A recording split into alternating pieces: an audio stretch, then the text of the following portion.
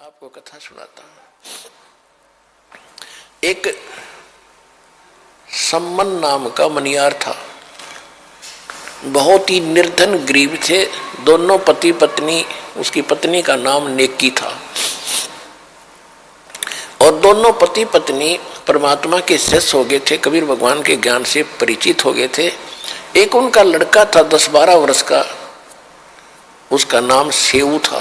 सेऊ, शिव कहते हैं उसे, सेऊ कहा करते उसको।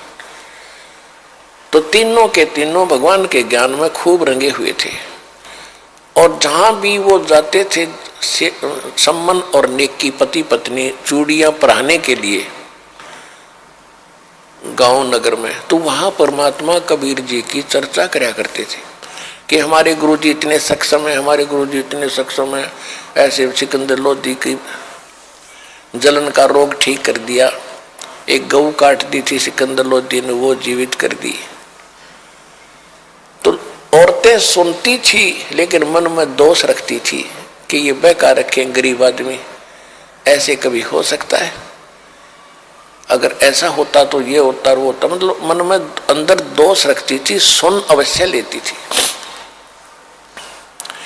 एक दिन क्या हुआ कि कबीर परमात्मा जी उनके घर चले गए। अचानक घर चले गए तो क्या देखा कि खाने का के लिए पूछा, 3 जने थे। इसी प्रकार एक कबीर परमात्मा जी ने एक कमाल नाम के लड़के को, 12-13 वर्ष की आयु का था, उसको मुर्दे को जीवित किया था। एक शेख तकी नाम का मुसलमान पीर था जो परमात्मा कबीर जी से ईर्षा रखता था। उसने ये शर्त रखती थी कि कोई मुर्दा जीवित कर देगा। कबीर सिकंदर लोधी राजा के सामने ये शर्त रखती थी, दिल्ली के बादशाह के सामने, कि यदि कोई मुर्दा जीवित कर देगा कबीर तो मैं कबीर जी को अल्लाह का अवतार मान लूंगा, नहीं तो नहीं मानूंगा। और मुसलमानों को कह दूंगा कि राजा काफिर हो गया है और काफिर को गुरु बना लिया है। सिकंदर लोधी चिंतित हुए। तब कबीर साहब ने कहा था कि टेंशन ना ले राजा, इसको कह दे कोई मुर्दा मंगा ले। परमात्मा की दया हुई, जिस दरिया के ऊपर बैठे थे ठहरे थे वहीं पर एक मुर्दा बालक, घर वालों ने उसको अंतिम संस्कार करके, मृत्यु हो चुकी थी बालक की, वो 100 भेज देते, जल प्रवाह कर दिया। कई कबीले ऐसे होते हैं जो दफनाते नहीं, जलाते भी नहीं, वो जल प्रवाह कर देते हैं। वो बच्चा मरा हुआ आ रहा था 100। तब कबीर साहब ने, सब हजारों की संख्या में सैनिक थे, अंगरक्षक थे, उस बच्चे को जीवित कर दिया था और वो बच्चा फिर परमात्मा के साथ बालक रूप में रहा था। परमात्मा का अपना कोई बच्चा नहीं था। तो सभी ने कहा था जब लड़का जीवित हो गया कि कमाल कर दिया, कमाल कर दिया भगवान, आपने कमाल कर दिया। उसका नाम कमाल रख दिया। वो बच्चा भगवान के साथ परमात्मा ने पुत्र रूप में पाला। एक दिन उस कमाल का ये भ्रम हो गया था कि मेरे जैसा सेवक भगवान आपका और नहीं। अब उसकी फड़क निकालने के लिए गोरखनाथ, एक शेख फरीद जो परमात्मा, वो पहले गलत डले डोवा था, कुएं में भी लटक गया था, परमात्मा वहां पहुंचे थे और उससे कहा था कि भले आदमी तू क्या कर रहा है? कि मैं भगवान को दर्शन करने के लिए कुएं में उल्टा लटका हुआ हूं, तपस्या कर रहा हूं। तो परमात्मा ने कहा था कि मैं हूं वो भगवान, अल्लाह अकबर, जिसकी तू खोज कर रहा है। तो शेख फरीद कहने लगे कि बकवाद ना करे भगत, भगवान ऐसा थोड़ा ही होता है, भगवान देखा थोड़ा ही जाता, तो निराकार है, वो बेचून है। परमात्मा ने कहा भले आदमी, यदि परमात्मा निराकार है और आप उसके दीदार के लिए कठिन तपस्या कर रहे हो कितने वर्षों से, अब कुएं में भी अंतिम सांस गिन रहा है उसके दर्शनार्थ, और उधर से कहो निराकार है, तो दर्शन खाक के करोगे तुम? अब कहते गामकार ज्ञान का तो चमका ऐसा लग गया, अगर ओ सेध जा, एकदम बुद्धि बदल गई, रत तेरा गजब हो। एक तरफ तो हम बेचून कहते, निराकार कहते हैं, फिर हम समाधि लगाते हैं, उसको देखेंगे, खाक देखोगे, देखने के लिए प्रयत्न कर रहा है। जब कऊ इतना कमजोर हो गया था शेख फरीद, 12 वर्ष में 50 किलो अन्न खाया था, 50 किलो। ये देख लो 12 वर्ष में, यानी नाम मात्र रोजाना, कि भगवान मिल जाए किसी तरह, आलस ना हो। और कौवे आगे थे, यानी कति अस्थि पिंजर शेष रह गया था, कौवे आगे आंख काटन खातिर कि और तस मांस की तो है नहीं आदमी के, आंख आंख खा ले। तब उसने कहा था कि हे कौव्यो, मेरे शरीर पर कहीं मांस बचा हो वो खा लो, मेरी आंख मत छूना, मैं भगवान के दर्शन करना चाहता हूँ, आंखें आंखें छोड़ दे। इस डर से भाई बाहर रहूंगा तो कौवे खा जाएंगे, आंख फोड़ देंगे, दर्शन कैसे करूंगा, इस उद्देश्य से कुएं में लटक गया था। उल्टा तब भगवान गए थे कि भी वो मरेगा भगत, और खड़ा होकर उसको रस्से से पग लटक रहा था, बाहर निकाल लिया। वो लटका लटका कह रहा कि ए भाई मुझे छेड़े ना, मुझे ना छेड़, तू अपना काम कर, मैं अपना कर रहा हूं। उसने सोचा कोई पाली पोली बकवाद कर रहा है। भगवान ने कहा कि तू क्या कर रहे हो आप यहाँ पर बात महात्मा जी, कि मैं भगवान के दर्शन के लिए साधना करता हूँ। परमात्मा ने कहा कि मैं हूं वो अल्लाह अकबर जिसको तुम देखना चाहते हो। अब शेख फरीद ने कहा कि देखो भाई ऐसी बात नहीं करनी चाहिए, आपको पाप लगेगा। भगवान तो निराकार है, वो तो बेचून है, आप तो इंसान हो, आप पैगंबर हो सकते हो। परमात्मा बोले मैं तो चलो इंसान हूं, और आप जिसको खोज रहे हो वो निराकार है, और वो वैसे कह रहे हो कि मैं भगवान के दर्शन करने चाहता हूं, मेरी आंख भी खराब ना करियो अभी। तो निराकार के दर्शन महात्मा जी करोगे कैसे? भले आदमी एकदम चक्कर काट गया, पैर पकड़ लिए नू के नू कि अल्लाह तो नहीं मानने थे कि भगवान होगा, पर बाखबर जरूर है, यह जचगी की बाखबर है। तब परमात्मा ने उसको कहा कि इस देह से क्यों दुश्मनी कर ली तूने, भूख ढंग से रोटी खा, थोड़ी खा घना मत खा। प्रथम अंदल संयम राखे, योग युगत सब सतगुरु भाखे। गीता अध्याय नंबर 6 के श्लोक नंबर 16 में कहा है कि हे अर्जुन, ये योग यानी भक्ति साधना न तो न खाने वाली यानी व्रत रखने वाला कति खावे नहीं भोजन, या न अधिक खाने वाले का, न ज्यादा जागने वाले का, और न ज्यादा सोने वाले का कभी सफल नहीं होता। और सूक्ष्म वेद में कहा कि प्रथम अंदर संयम रखे और योग युग सब सतगुरु भाखे, कि परमात्मा सतगुरु बताओगा सही साधना कि भोजन इतना खावे, यानी घना भी नहीं खा ले तो अंगड़ाई टूटेगा, फिर भक्ति कैसे करेगा, नींद आवेगी। और थोड़ा भी नहीं खावेगा, कदम ऐसे रीढ़ की हड्डियां मुड़ जाए, आंत इकट्ठी हो जाए, ये क्या मतलब है? यानी हिसाब का खाना खावे, संयम से खाए और भक्ति करो। तो उसके बाद वो शेख फरीद जी भगवान के साथ रहते थे, उनको सही भक्ति बताई थी। तो शेख फरीद और कमाल और साथ में भगवान तीनों पहुंच गए उस सम्मन के घर पे। और जाते जब उन्होंने देखा आज गुरुजी, और उस दिन वो चर्चा कर रहे थे, उनका लड़का विशेष आग्रह कर रहा था कि एक बार गुरुजी अपने घर आ जा। तो गांव के बच्चे यूं कहते हैं माता जी कि तुम्हारे गुरुजी तो राजाओं के घर जाते हैं, गरीबों के कौन आवे, जब जाने तुम्हारे घर आ जाओ, जब देखे तुम कहते हो हमारे गुरुजी भेदभाव नहीं करते, जब जाने तेरे घर आ जाए। तो बच्चों से चिढ़ाते थे, वो बड़ा दुखी था। उस दिन चर्चा ही चल रही थी, तभी भगवान आकर वहां प्रकट हो गए। तीनों के तीनों गेट पर खड़े हैं और दौड़े दौड़े अंदर से पीछे वाली कुटिया से भागे आए आगे, और खड़े खड़े स्तब्ध रह गए कि ये क्या स्वप्न देख रहे हैं कि सचमुच भगवान है ये। गुरुजी आगे, कहीं आशा भी नहीं थी उनको। तब कमाल ने कहा कि गुरुजी को बैठने के लिए भी कहोगे, खड़े रखोगे?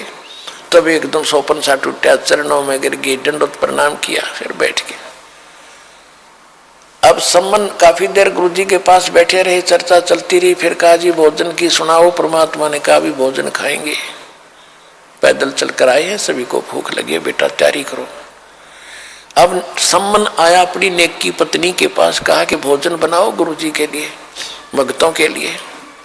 नेकी ने कहा कि घर पे इतने वीक थे, वो फाइनेंशियली इतने वीक थे, इतना निर्धन थे कि उनके पास उस दिन एक आदमी की भी रोटी नहीं थी, आटा नहीं था, ना कणक थी। तो नेकी ने कहा कि आज कोई आटा नहीं है, दाना नहीं है। तो सम्मन ने कहा कि ला तेरा ये चीर, तेरा ये ओढ़ना। देखो पुण्यात्माओं, द्रौपदी का चीर उतारने पर महाभारत हो गई थी, इज्जत और बेइज्जती का सवाल था।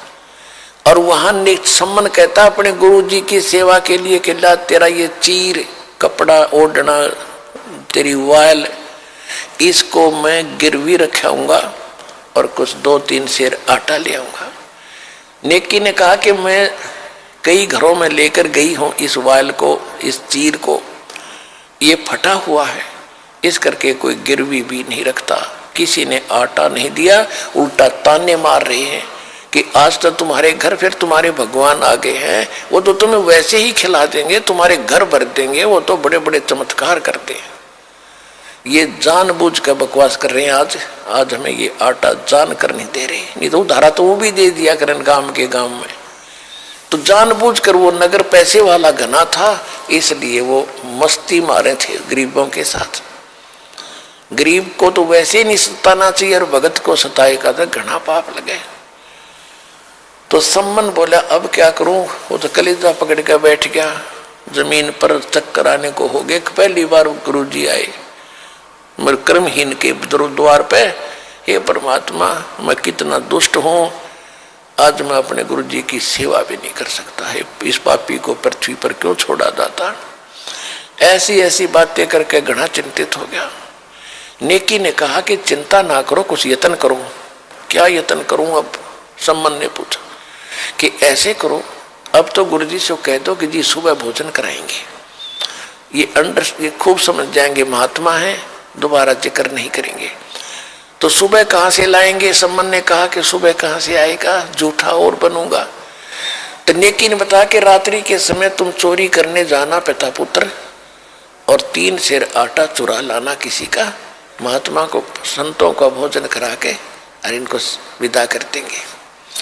तो नेकी प्रति वो शिव जो लड़का था छोटा सा, प्रतिदिन सुना करता सत्संग में कि हे माता जी, गुरुजी तो कहते हैं जो चोरी करते हैं उनको बहुत पाप लगता है, वो माँ अपराधी व्यक्ति होते हैं, और आज हमें चोरी करने की आप सलाह दे रहे हो, आपको पाप लगेगा।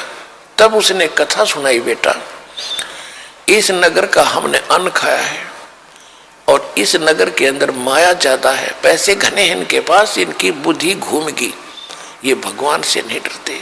और बेटा अगर साधु गुरुदेव यहाँ से भूखे चले गए ना इस नगरी का, उनको सब मालूम है ये क्या कहानी हो रही है, तो ये दोष इनको लगेगा और ये सारा गांव भी नष्ट हो सकता है, खत्म हो जाएंगे सब।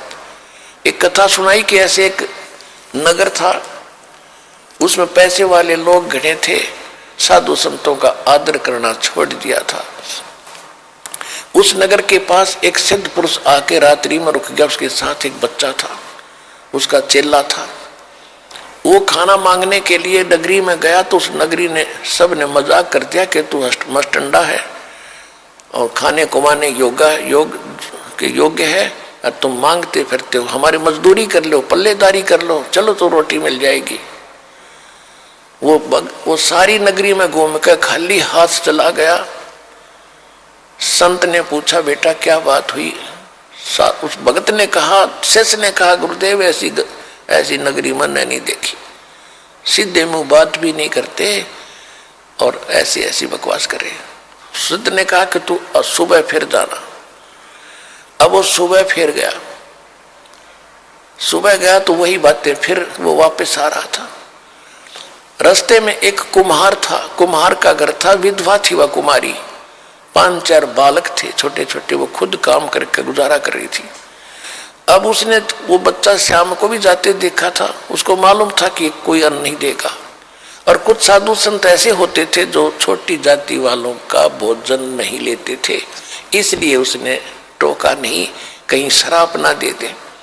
तो जब वो बच्चा अगले दिन भी खाली जा रहा था, कुमारी के घर से ही रास्ता जाता था आसपास से, तब उस कुमारी ने बहन ने कहा कि महाराज जी भोजन नहीं मिला दिखा है। अगर नहीं माता जी नहीं मिला, कि मैं हूँ कुम्हार जाति से और ये आटा ले जा, तेरे गुरु जी को बता देना, वैसे मत कहना कि एक कुम्हारी ने दिया है, इच्छा हो तो खा लेंगे, नहीं डाल देंगे कहीं चींटियों को। अब वो लेकर के चला गया, उसने सारी कहानी बताई। जी उस नगरी में तो जालिम लोग रहते हैं, और ये आटा ऐसे एक माई ने दिया है, वो कुम्हार जाति से है, आपकी क्या आज्ञा है भगवान। गुरुदेव बोला बेटा यह आज्ञा है मेरी, तू वापस जा और इस भोजन को बना ले, खा ले, मैं तो खाऊंगा नहीं। और वापस जा, उस बेटी ने कह दे कि यहाँ से अपने परिवार को उठाकर ले जा, शाम से यहाँ से वक्त से लाद ले जा अपने सारे सामान ने, रात को ये नगर नहीं रहेगा, और ये बताएगी नहीं किसी को, नहीं तो वो भस्म हो जाएगी। और जहां रात हो जा वहीं रुक जाना, वहीं बस जाएगी, वहीं बस जाएगी, उसका वहीं पर वास हो जाएगा। अब उस संत ने आके बताया शिष्य ने कि मेरे गुरुजी बहुत सिद्ध पुरुष है, जो वचन निकाल देते माई सच्ची मान लेना। और उन्होंने कहा तू यहाँ निकल जा अपने सारे साजबाज ने लेकर, जहां तुझे रात हो जा वहीं रुक जाना, वहीं तू बस जाएगी, और रात को ये पूरा नगर खत्म होगा। इन साधु संतों को भूखा रखा है। तो माई पता था साधु संत की वचन पहले बहुत इस तरह के सिद्ध पुरुष निरे होया करते थे, इनका डर भी था। माई ने जब लाद लिए सारे भाषण गधों पर, और चलते चलते वहां रुक गई, जाकर वहां से उस नगर से थोड़ी सी दूरी पर 10-15-20 किलोमीटर, वहां रात होगी, वहीं रुक गई। और रात को वो सारा का सारा नगर कति नाश हो गया। ये साथ में एक अग्रोहा स्थान है, यहाँ ज्यादा सेठ रहते थे पैसे वाले, ये एक सिद्ध पुरुष ने खत्म किया था। यहाँ से एक माई चली थी, वो कुम्हारी, एक कुम्हारिया गांव बसा है, उस कुम्हारी के नाम से। अब सुबह सारे वो नाश हो गया, कति एक भी नहीं बच्चा, क्यों रात ने सारे अंदर, रात ने भूकंप का करके सिद्धि से सब खत्म। अब जब ये पता चला क्षेत्र वैसे गांव गर्क गया, गांव नष्ट हो गया, कौन बचा है? उस माई ने बताया कि मैं बची हूं, और एक साधु ने ऐसे बताया था, उन्होंने ऐसा ऐसा किया और मेरे को बता दिया था, मुझे बताने का आदेश नहीं था, मैं उनको नहीं बता पाई। तो सबको इतनी हमदर्दी हुई उस माई के ऊपर, गरीब और भगवान की कृपा होती है कि वहां उसको कोई सैकड़ों किले जमीन दे दिए, और वहीं बस गई, उसके नाम से कुम्हारिया गांव बसा हुआ। अपने आत्माओं, नेकी ने अपने पुत्र से कहा बेटा अगर तुमने इस नगरी के तुम हितकारी हो तो चोरी करके लाइयो बेटा, अगर ये संत भूखे चले गए, गांव गर्क हो जाएगा, इसका बेड़ा गर्क हो जाएगा बेटा, अब तुम देख लो, चोरी को दान कर दे बेटा, चोरी नहीं है। और हम साधु संतों के लिए हम नहीं खाएंगे एक दाना भी, ये प्रण पक्का है। संबंध से वो बोला वहां बिल्कुल सही है, इस नगरी की हम रक्षा करेंगे, तो हमारे साथ कुछ भी बनो। दोनों बाप बेटा रात्रि में एक सेठ के घर पर जाकर सुराख लगा लिया दीवार में, और सेऊ अंदर चला गया। पहले सम्मन कह रहा था बेटा तू बाहर रहे, मैं जाऊंगा। सम्मन सेऊ ने कहा कि नहीं पिताजी, आपको पकड़ लेंगे तो इस लाला जी की राजा तक पहुंचे, आपको फांसी लगवा देगा, और मैं बालक हूं, मुझे बालक समझकर छोड़ देंगे। तो सम्मन कहने लगा अगर तू मर गया तो फिर मैं क्या करूंगा जी का बेटा, नहीं तू बाहर रह, मैं जाता हूं। नहीं, सेऊ नहीं मानना, कहने का भाव कि सेऊ प्रवेश कर गया। तो सम्मन ने कहा बेटा 3 सेर आटा लाना, ज्यादा नहीं। तो अंदाजा सा अपनी फटी पुरानी चद्दर में 3 सेर आटा डाल कर चल पड़ा। चलने लगा, जब आवाज होगी खुड़का होने से, शोर होने से, लाला जी जग गया, वहीं सो रहा था दुकान में, और उसने जो सेव निकलने की चेष्टा कर रहा था उसके पैर पकड़ कर घसीट लिया वापस के चोर चोर चोर करके। तब तक उसने वो आटा बाहर फेंक दिया था, पोटली में बांध के पिताजी आप ले जाओ, मेरे को लाला जी ने पकड़ लिया। और लाला जी ने घसीट के और बांध दिया खंबे के, और देखा कि तू अच्छा है चोर, तुम चोर हो, वैसे भक्त बने फिरते थे, आज तुम्हारी पोल खुल गई। तब सम्मन उससे नेकी सेव ने कहा लाला जी हम चोर नहीं है, हमारे घर हमारे गुरुजी आए हैं, और उन हमारे पास कोई आटा नहीं था, उधारा भी नहीं दे रहे थे, कोई किसी प्रकार भी गिरवी रखने से भी नहीं दे रहे थे। हम नहीं खाएंगे, 3 सेर आटा लिया है, हम आपका फिर दे देंगे कमा करके। कहने लगे अच्छा सुबह पता चलेगा। अब पता चला ना कि चोरी तो वो तुम्हारे गुरु करवाते हैं तुमसे, अब चोर को क्या पीटे, चोर की माँ को सजा देंगे। होन दे सुबेरा, राजा के पास कंप्लेंट करूंगा तुम्हारे गुरुजी की, कल देखना क्या होगा। अब हुआ और छाती पकड़ी गई, कलीजा पकड़ा का नेकी सम्मन सेव का, ले वे जुल्म हो गया, ये तो नाश करेंगे, गुरुजी की बेइज्जती करेंगे कल को। अब उधर से नेकी ने पूछा कि बच्चा कहाँ है, जब सम्मन लेकर गया आटा, लड़के की माँ ने पूछा बेटा कहाँ है, कि वो तो सेठ ने पकड़ लिया और मैं आटा लेके आ गया। नेकी ने सोचा कि सुबेरे बच्चे को, अब सुबेरे बच्चे को पहचानेंगे और फिर क्या करेंगे, गुरुजी को सजा देंगे ये लोग। ऐसा क्यों ना कर दें कि लाला जी बोल ना सके, सुबेरे जिक्र भी ना करे कौन था कौन नहीं था। तो इस उद्देश्य से अपने गुरुदेव की इज्जत बचाने के लिए हृदय से कि भी नाश हो जाएगा, जब कल पता लग गया तो बेइज्जती कर देंगे गुरुदेव की। अपने पति से कहा माँ ने, अपनी उसकी पत्नी ने कि जा तलवार ले जा और लड़के का सिर काट दे और सिर ले आना। तो उसने ऐसा ही किया। अब तलवार लेकर जब सम्मन पहुंचा, उस सुराग के सामने बैठ के और कहा बेटा सेऊ, 1-2 बात गुप्त तेरे कान में बोलनी है, बतानी है। बेटा कल तो ना जाने तू और हम मिल पाएंगे या नहीं मिल पाएंगे, क्योंकि राजा हमें सजा दे देगा। 1-2 बात बताना चाहता हूं बेटा तुझे, एक बार सिर बाहर निकाल ले, कान में बात बताऊंगा।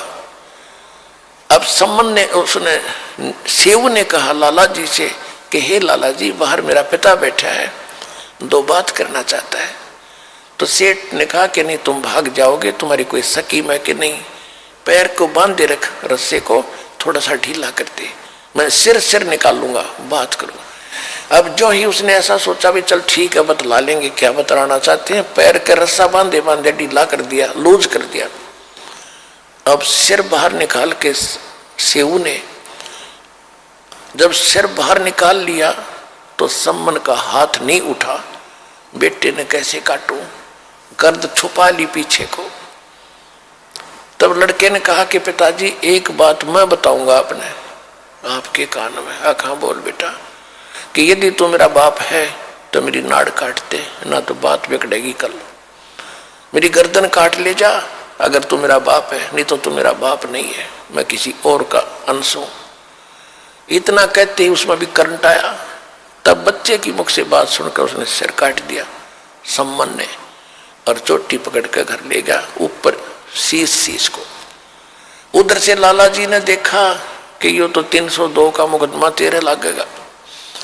उसने क्या किया, उस बच्चे को घसीट के धड़को और एक पजावे में जाके गिरा। गड्ढे से होते थे जहाँ कुमार लोग मिट्टी मुट्टी खोदते थे, गड्ढे एकांत में, वहां गिर डालिया और अपनी वह दीवार बंद करके और लीप लाप के उसका रेता मार के ऐसा कर दिया जैसे कुछ हुआ ही नहीं। उधर से जब सम्मन उस लड़के के शीश को लेकर गया, नेकी ने पूछा, कहा कि अब फिर वापस जाओ। अब सेठ उसने कहीं जंगल में डाल कर आओगा लाश को, शेष शरीर को धड़को, और उसको भी उठा लिया। कदे कुछ दिन में फिर बात चल रहा, कौन है किसका मर गया, इंक्वायरी चल रहा है और बच्चा पहचानना चाह। अब फिर वो गया सम्मन जहां उसकी घसीट जा रही थी।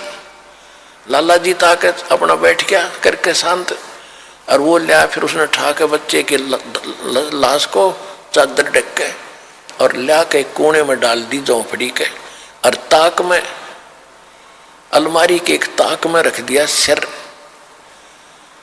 और बेटा का कत्ल हुआ पड़ा सतगुरु की सेवा में।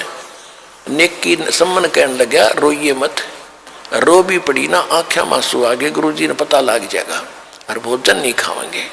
तो उन्होंने माँ ने रोटी बनाई और वक्त से 5:30-6 बजे सी। कहा कि जाके कहते गुरुदेव ने शाम की भूख लगी है, भोजन जल्दी बना दिया, खा लो। और जल्दी जान की कह भी रहे थे, हमने सुबह जल्दी जाना है, तो ये खाकर चले जाएंगे कि इनको पता नहीं लगेगा, नहीं तो रोटी नहीं खाएंगे। समन ने कहा कि आओ महाराज, भोजन तैयार है।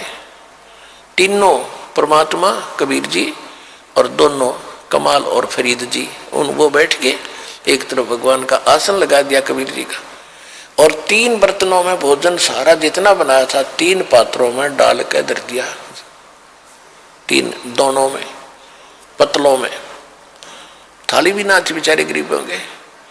तो परमात्मा ने कहा भी ऐसे नहीं, इनको 6 भागों में बांटो, 3 तुम हो, 3 हम हैं, सारे मिलकर बैठकर प्रसाद बनाकर प्रेम से खाएंगे, तुम भी तो मेरे बच्चे हो। अब समस्या आएगी कि डालो डालो, 6 जगह डालो। अब उन्होंने 5 जगह डाल कर रख दिया कि नहीं 1 जगह और डालो। अब वो कह रहे थे जी बच्चा कहीं बाहर गया है खेलने के लिए, देर से आएगा, कि नहीं आ जाएगा, जब खा लेगा उसको छोड़ देंगे, बैठ जाओ। तो उन्होंने सोचा चल ऐसे भी ठीक है, ये छोड़ देंगे, गला डला डलाया, बात खत्म हो जाएगी। 6 जगह कर दिया। तब परमात्मा ने कहा कि आओ सेऊ जी मिलो, ये प्रसाद प्रेम और सिर कटते हैं बेटा चोरों के, संतों को नितक से।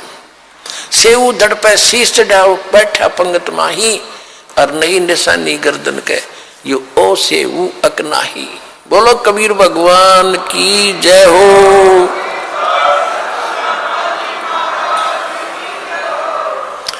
सेऊ के धड़ पे ताक से अलमारी से उठकर सिर और जमीन पर पड़े धड़ पर लग के, और बच्चा पंगत में आकर बैठ गया, और माता पिता ने गर्दन हटा कर कभी हटाकर देख रहे हैं इसका निशान है कि वो ऐसे है कि दूसरा है।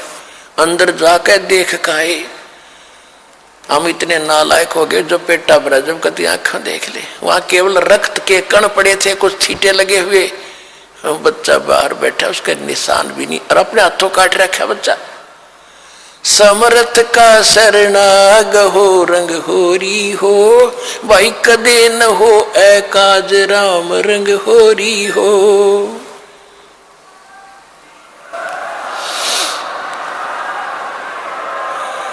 उसके बाद परमात्मा ने इतना धन दे दिया उस सम्मन को, 1 नंबर का सेठ उसी जीवन में, उस शहर में 1 नंबर का सेठ हुआ।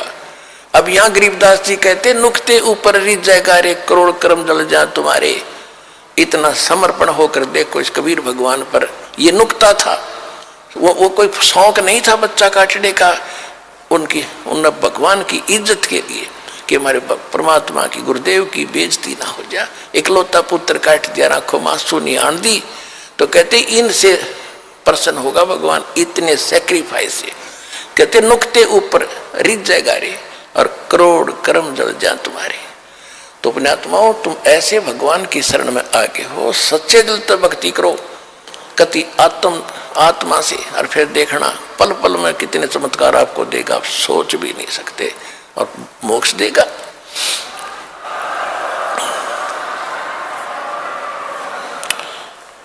तो पुण्यात्माओं, आपका सौभाग्य है कि आप जी को वो संत मिला, सतगुरु मिला, और वो भगवान मिला जो यहां भी सुख देगा और परलोक भी आपका सुखी करेगा।